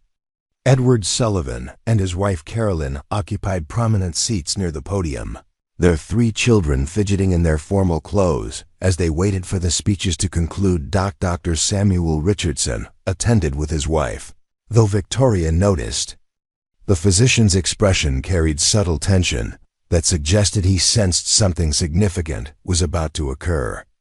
Several newcomer families who had moved to Millbrook Creek during its recent expansion filled the remaining seats, all of them eager to participate in an event that demonstrated their community's growing sophistication and prosperity. Victoria had planned every detail of this evening with the same methodical precision she brought to her business operations. She wore a burgundy silk dress that cost more than most families in Millbrook Creek earned in 6 months, but its elegance was calculated to project authority rather than mere wealth. Her jewelry was substantial but tasteful, suggesting someone accustomed to moving in circles where true power was exercised quietly rather than ostentatiously. When Mayor Pierce introduced her as the evening's keynote speaker, Victoria rose to approach the podium with the fluid grace of someone completely comfortable addressing rooms full of influential people. The applause that greeted her was warm and enthusiastic, reflecting the community's genuine gratitude for her financial generosity and their excitement about the economic opportunities her development projects would create. "My friends," Victoria began, her voice carrying clearly through the hushed hall, "I want to thank you for the warmth with which you've welcomed me to Millbrook Creek. This community has always held a special place in my heart, though I suspect many of you don't yet understand the true nature of my connection to this place. The opening words contained subtle hints that this would not be a conventional dedication speech, but the audience remained focused on the speaker with polite attention. Victoria had established such strong credentials as a community benefactor that few people suspected her remarks might take an unexpected direction. When I decided to make substantial investments in Millbrook Creek's future, Victoria continued, I was motivated by more than business opportunity or economic potential. I was driven by a deep belief that communities must be held accountable for their moral choices, that prosperity built on foundations of injustice will ultimately collapse, and that those who abuse their power will eventually face consequences for their actions. The tone of her speech was beginning to make some audience members uncomfortable, though they couldn't yet identify the source of their unease. Victoria's words carried implications that seemed disconnected from the celebration they had expected to hear. Several people glanced at each other with puzzled expressions, wondering where this line of thinking might lead. Patrick Sullivan's expression had grown notably tense as he recognized something familiar yet impossible in Victoria's bearing and voice. His banker's instincts for detecting potential threats were screaming warnings, though he couldn't quite identify the specific danger he sensed. Beside him, Margaret Sullivan was studying Victoria with the sharp attention of someone trying to solve a puzzle that seemed to hover just beyond conscious recognition. 15 years ago, Victoria said, her voice taking on a harder edge that cut through the hall's comfortable atmosphere, this community faced a test of its moral character. A young woman, a girl, really found herself in desperate circumstances that required compassion, support, and protection from those who claimed to lead this community according to Christian principles and civilized values. Dr. Richardson's face had gone pale as he began to understand where Victoria's speech was heading. His memories of Charlotte Murphy's situation came flooding back with painful clarity, and he found himself gripping his wife's hand as he anticipated what might be revealed. Instead of protection, Victoria continued relentlessly, that young woman received persecution. Instead of compassion, she faced systematic character assassination. Instead of justice, she was offered exile and silence. A 13-year-old girl was driven from her home to protect the reputation of the man who had impregnated her, and the community leaders who chose convenience over moral responsibility. The revelation hit the audience like a thunderclap. Gasps echoed through the hall as people began to remember details they had tried to forget about. Charlotte Murphy's situation 15 years earlier. The newcomers to Millbrook Creek looked confused, but the established families understood immediately that they were witnessing something unprecedented. Direct challenge to the community's carefully constructed version of its own moral history. Edward Sullivan had gone completely white as recognition finally dawned. The voice, the bearing, the particular shade of amber eyes that had haunted his guilty dreams for 15 years, all of these elements suddenly coalesced into an impossible but undeniable truth. Charlotte Murphy had returned to Millbrook Creek, transformed beyond recognition but carrying the same fierce intelligence that had made her both attractive and dangerous as a child. "Ladies and gentlemen," Victoria said, her voice now carrying the full authority of someone who had spent 15 years building the power necessary for this moment. "I stand before you tonight as that 13-year-old girl, grown into a woman, with the resources and determination to demand the accountability that was denied to her so many years ago." The silence that followed was broken only by Margaret Sullivan's sharp intake of breath as she finally placed the familiar features that had been teasing at her memory since Victoria's arrival. The elegant woman who had donated thousands of dollars to community improvements, who had proposed development projects worth hundreds of thousands more, was the same desperate child they had driven away in shame to protect their social order. "My name was Charlotte Murphy," Victoria continued, "and I was systematically destroyed by this community to protect Edward Sullivan's reputation and his family's social standing. Tonight, I'm here to collect the debt that has been accumulating. Interest for 15 years. She reached into her evening bag and withdrew a leather portfolio that contained documents, photographs, and sworn statements that she had been collecting since her return to Millbrook Creek. The evidence represented not just her personal testimony, but corroboration from witnesses, medical records, and financial documentation that would make denial impossible. Edward Sullivan seduced a 13-year-old girl with promises of marriage and a better life, Victoria announced, her voice cutting through the stunned silence like a blade. When she became pregnant with his child, he abandoned her and launched a campaign of character assassination designed to destroy her credibility and shift all blame onto her shoulders. Edward remained frozen in his seat, unable to speak or move as his worst nightmares materialized before the entire community. His wife Carolyn was staring at him with growing horror as the implications of Victoria's accusations became clear. Their children, too young to fully understand what was happening, sensed the adult's distress and began to cry softly. Patrick Sullivan, as the community's leading citizen, orchestrated my exile to protect his family's reputation, Victoria continued. He used economic threats to force my mother's cooperation and ensure that I would disappear quietly without challenging their version of events. Margaret Sullivan led the social persecution that made my continued presence in Millbrook Creek impossible. The accusations were delivered with devastating precision, each one supported by specific details that made denial futile. Victoria had spent weeks gathering additional evidence during her return, interviewing witnesses who remembered the events and documenting the systematic nature of the community's response to her pregnancy. "The child I carried," Victoria said, her voice softening slightly as she spoke of her daughter, "grew up knowing exactly who her father was and exactly what kind of man he proved himself to be.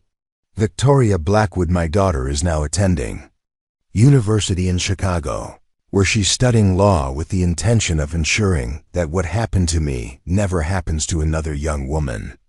The revelation that Victoria had named her daughter after herself, creating a living reminder of the identity she had been forced to abandon, added another layer of complexity to the emotional impact of her testimony. The elegant woman who had seemed like a fairy tale benefactor was revealed as someone who had built her entire adult life around the goal of returning to demand justice. Dr. Richardson found his voice first, rising from his seat with visible effort. "Charlotte," he said, his voice carrying years of suppressed guilt and regret, "I want you to know that I never stopped feeling ashamed of my failure to protect you. You were the most capable assistant I ever had, and you deserved better from all of us." The physician's acknowledgement seemed to break the spell that had held the audience in stunned silence. Other voices began to emerge, some expressing shock, others asking questions, and a few attempting to defend the community's past actions. But Victoria's commanding presence and the overwhelming evidence she had presented made it impossible to dismiss her accusations as the fantasies of a disturbed mind. "Dr. Richardson," Victoria replied with genuine warmth, "you were the only person in this community who treated me with consistent respect and dignity. I have never forgotten your kindness, and it's one of the reasons I chose to pursue this confrontation through economic pressure rather than simple destruction." She turned her attention back to the Sullivan family, her expression hardening as she faced the people who had shaped her understanding of how power could be abused. "Edward, Patrick, Margaret, you have spent 15 years enjoying prosperity and social respect while the girl you destroyed built herself into someone capable of threatening everything you've created." Patrick Sullivan finally found his voice, though it carried none of his usual authority. "What do you want from us?" he asked, his words barely audible in the tense silence of the hall. Victoria smiled, but it was not an expression of warmth or forgiveness. "I want public acknowledgement of what you did to me. I want financial compensation for the life that was stolen from me and the child who grew up without her father's support." And I want structural changes in this community that will ensure such injustices never happen again. She outlined her demands with the same methodical precision she had brought to her business proposals. Edward would publicly confess his role in her persecution and resign from all positions of authority in the community. Patrick Sullivan would transfer ownership of significant bank holdings to a trust fund that would support educational opportunities for disadvantaged young women. Margaret Sullivan would step down from her leadership roles in charitable organizations that would be restructured to serve the community's most vulnerable residents. And if we refuse? Patrick Sullivan asked, though his tone suggested he already understood the futility of resistance. Then I will use every resource at my disposal to destroy not just your family's reputation, but the economic foundations of this entire community, Victoria replied without hesitation. The development projects I've proposed can be relocated to neighboring towns that demonstrate greater commitment to justice and moral accountability. The businesses I've planned to establish can find more welcoming environments and communities that respect the principles I value. The threat was not idle, and everyone in the hall understood its implications. Victoria's proposed investments represented the largest economic opportunity in Millbrook Creek's history. Losing those projects would not only prevent future growth, but would signal to other potential investors that the community was hostile to outside development.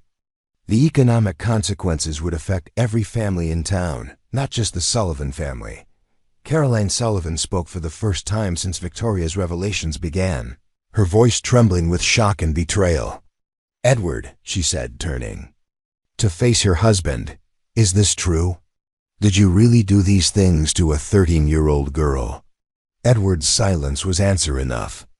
The man who had built his adult identity around claims of moral leadership and community service was revealed as someone who had launched his successful career by destroying a child's life to protect his own convenience. "I was 18 years old," Edward finally whispered, as though his youth could somehow excuse the magnitude of his betrayal. "I made mistakes." Victoria's laugh was cold and sharp. "Mistakes are accidental, Edward. What you did to me was calculated, deliberate, and designed to ensure that I could never challenge your version of events. You didn't make mistakes, you made choices that revealed your true character." The confrontation continued for nearly an hour, with Victoria systematically dismantling every defense and rationalization that the Sullivan family attempted to offer. She had spent 15 years preparing for this moment, and she was not about to allow them to escape accountability through weak excuses or appeals to the passage of time. When the evening finally concluded, the Sullivan family had agreed to all of Victoria's demands rather than face the complete destruction of their social and economic position. Edward would make a public confession and resign from the bank. Patrick would transfer substantial assets to the Educational Trust Fund. Margaret would restructure the charitable organizations to focus on protecting rather than judging the community's most vulnerable residents. But perhaps most importantly, Millbrook Creek would be forced to confront the reality that its prosperity had been built partly on the systematic persecution of an innocent child. The community that had prided itself on moral leadership and Christian values would have to acknowledge that it held its most basic test of character. As the stunned audience filed out of the library, Victoria remained at the podium, savoring the completion of a justice campaign that had consumed 15 years of her life. The frightened, powerless girl who had been Charlotte Murphy was finally at peace. In her place stood a woman who had proven that those who abuse their power will eventually face consequences, no matter how long it takes or how completely they believe themselves protected by social position and community complicity. Justice delayed had finally become justice delivered. And Millbrook Creek would never be the same. 5 years after the night that transformed Millbrook Creek forever, the community bore little resemblance to the insular frontier settlement that had once driven a pregnant child into exile. The changes went far deeper than the impressive new buildings that lined Main Street. or the modern infrastructure that connected the town to regional commerce networks. The fundamental character of the community had been rebuilt according to principles of justice, accountability, and genuine moral leadership that Victoria Blackwood had imposed through her systematic use of economic power and social influence. The Murphy Educational Foundation, established with funds from Patrick Sullivan's forced asset transfers, had become one of the most prestigious scholarship programs in the Western Territories.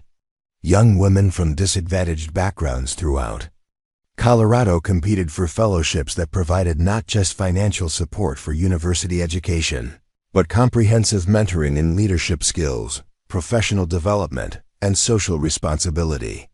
The foundation's motto, carved in marble above the entrance to its headquarters building, reads simply, "Intelligence unbound by circumstance."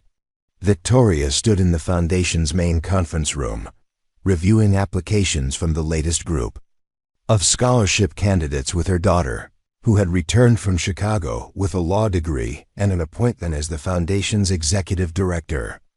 At 21, Victoria Blackwood the younger possessed her mother's sharp intelligence and strategic thinking, but also an idealistic passion for social reform that had been shaped by growing up with the knowledge that her existence represented triumph over injustice.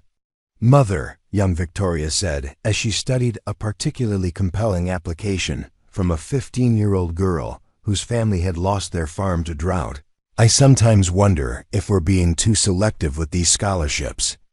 There are so many deserving candidates, and we have the resources to help more of them."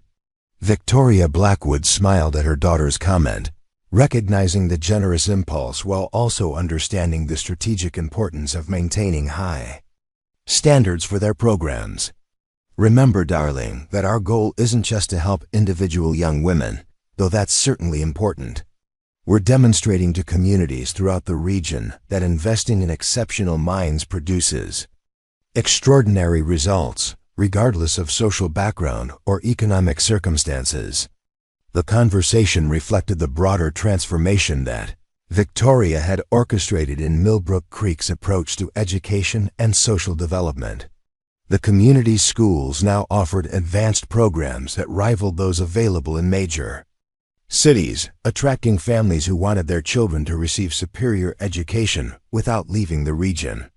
Teachers recruited from the finest universities competed for positions that offered not just excellent salaries, but the opportunity to work with students who were encouraged to think critically about complex social and moral issues. Dr. Samuel Richardson, now in his 70s but still practicing medicine, served as chairman of the Medical Center's board of directors. The facility that Victoria had proposed during her first weeks back in Millbrook Creek had grown into a regional hospital that provided advanced healthcare services throughout the territory while training the next generation of physicians according to the highest ethical standards. "The medical center's success has exceeded even my most optimistic projections," Dr. Richardson reported during their monthly board meeting. "We're treating patients from 5 counties at our surgical facilities, are attracting specialists who previously only practiced in Denver or San Francisco. More importantly, our training programs are producing physicians who understand that medical practice involves moral as well as technical responsibilities." The hospital's women's health services have become particularly renowned for their compassionate and comprehensive approach to reproductive health care. Young women facing difficult pregnancies received medical support, counseling, and practical assistance that ensured they had genuine choices about their futures. The contrast with how such situations had been handled during Charlotte Murphy's youth was both intentional and profound. Victoria's textile manufacturing facility had also exceeded all economic projections, employing over 400 workers and producing high-quality fabrics that were sold throughout the western United States. But the factory's true innovation lay in its labor practices, which provided unprecedented benefits for working families.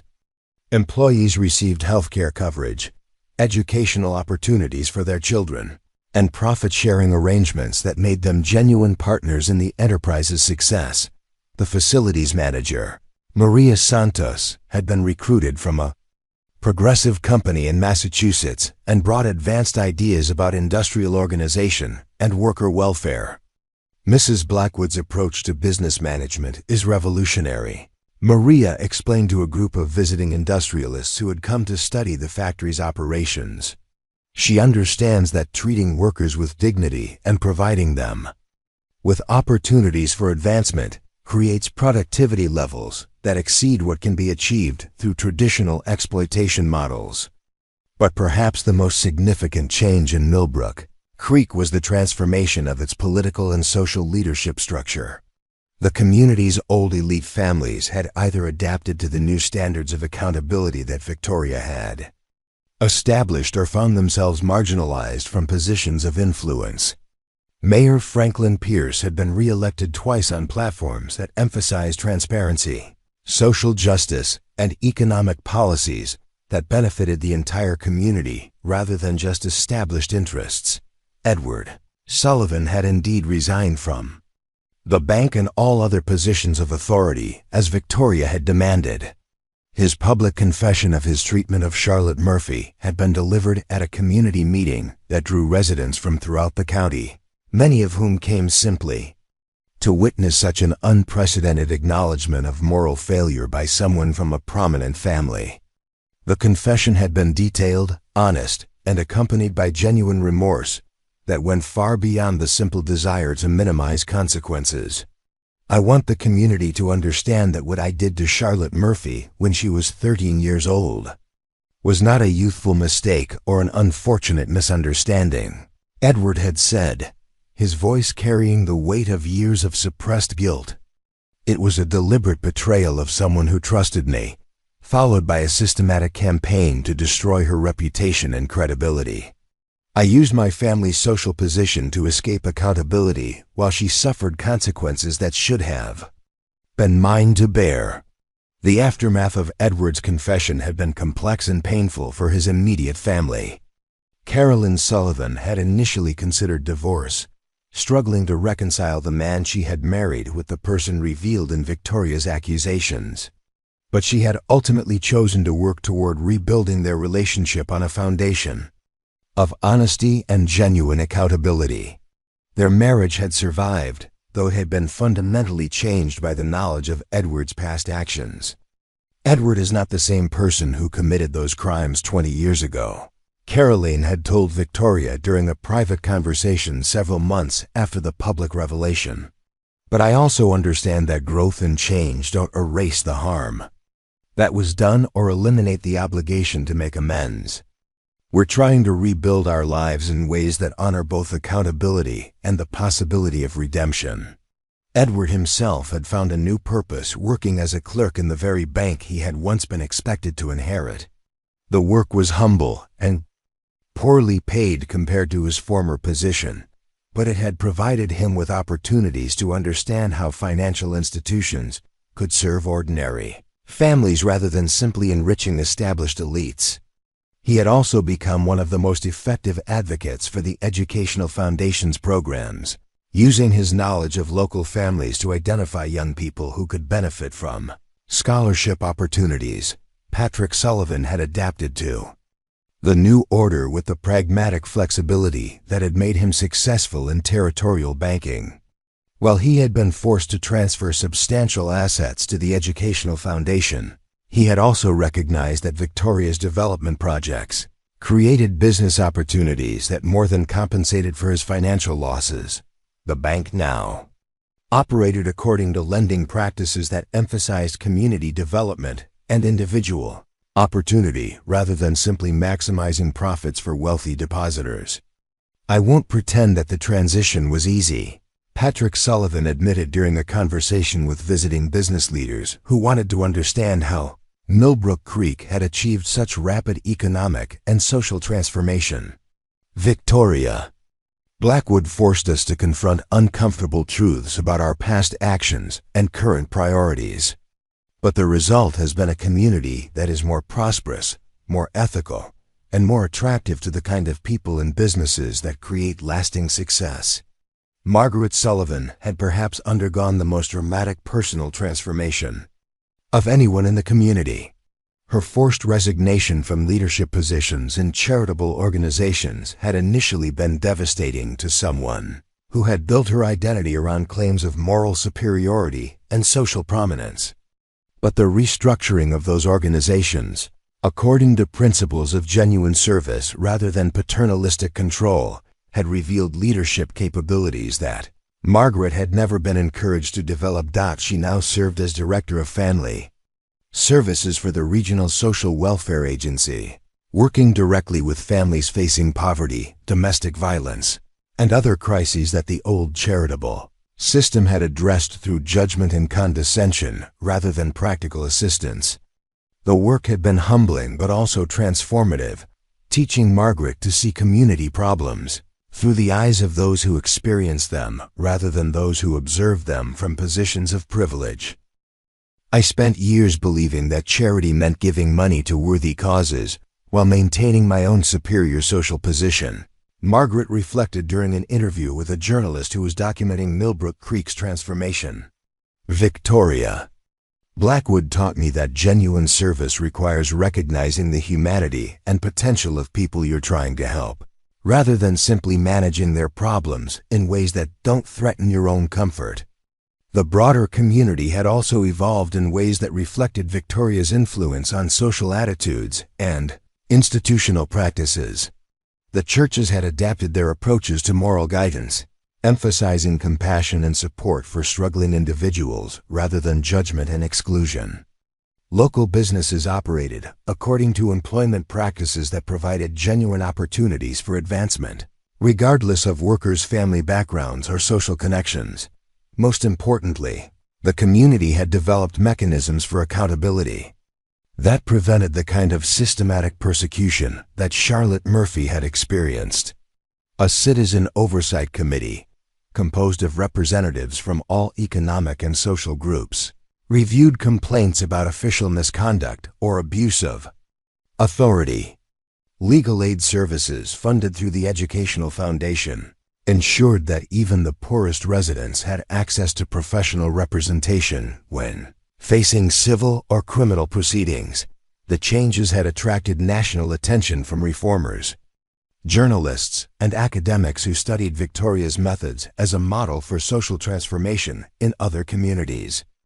Delegations visited regularly to observe how economic power could be used to advance social justice, how accountability mechanisms could be established without destroying community cohesion, and how traditional elite families could be integrated into more equitable power structures. What Victoria Blackwood accomplished in Millbrook Creek demonstrates that lasting social change requires more than good intentions or moral arguments, wrote Professor Elizabeth Harper of Columbia University in a widely circulated article about the community's transformation. It requires strategic thinking, economic leverage, and the patient construction of institutional frameworks that make justice sustainable rather than dependent on individual personalities.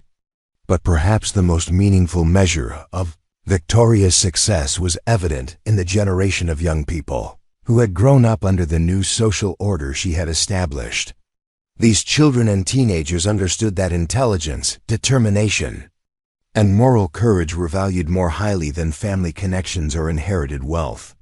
They expected to be judged according to their own achievements and character, rather than their parents' social status. Victoria often observed these young people during community events, noting how they interacted with adults, how they approached problems, and how they talked about their future aspirations. They possessed a confidence and sense of possibility that had been rare among Millbrook Creek's youth during her own childhood, when social barriers had seemed insurmountable and individual potential had been constrained by circumstances of birth. We're raising a generation that takes justice and accountability for granted, Victoria told her daughter during one of their evening conversations about the Foundation's long-term goals. They've never known a community where powerful people could abuse their authority without consequences, where talented young people were limited by poverty or gender, or where moral leadership meant protecting privilege rather than serving others. Young Victoria nodded thoughtfully, understanding both the achievement that observation represented and the responsibility it created for maintaining the systems her mother had built. But we also need to ensure that they understand how fragile these gains are, she replied.